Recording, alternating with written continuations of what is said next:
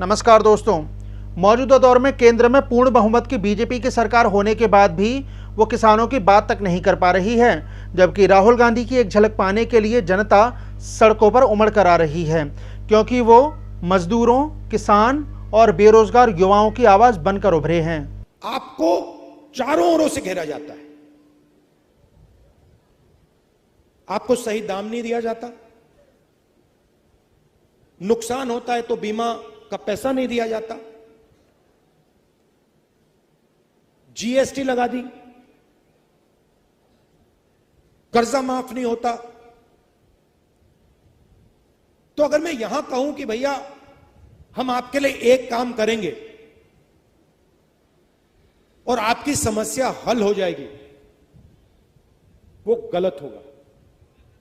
अगर आपको चारों ओर से घेरा जा रहा है तो दवाई भी चारों ओर से लगानी पड़ेगी। तो दवाई क्या है?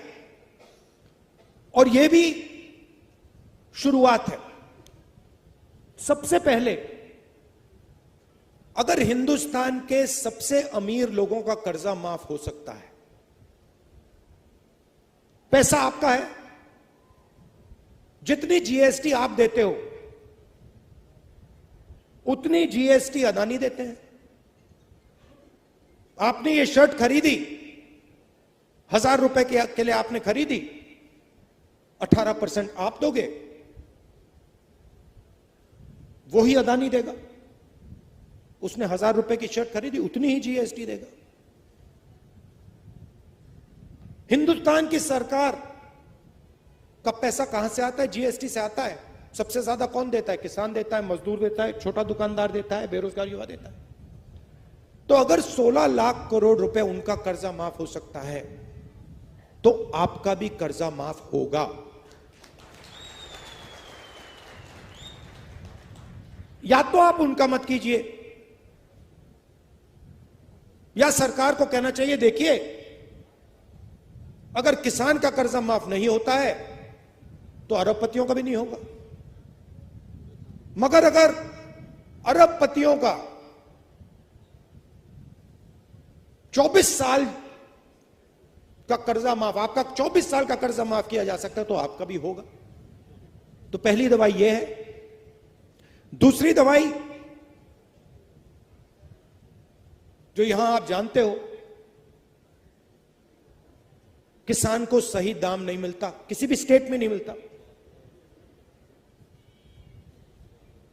बीजेपी ने कहा कि कानूनी एमएसपी लागू नहीं की जा सकती। बिल्कुल की जा सकती है। हमने अपने मैनिफेस्टो में साफ लिख दिया है कि कानूनी एमएसपी लागू की जाएगी और स्वामीनाथन रिपोर्ट के मुताबिक की जाएगी। दूसरी दवाई ये। तीसरी दवाई, फसल बीमा योजना जो बनाया है उससे आपको नुकसान होता है।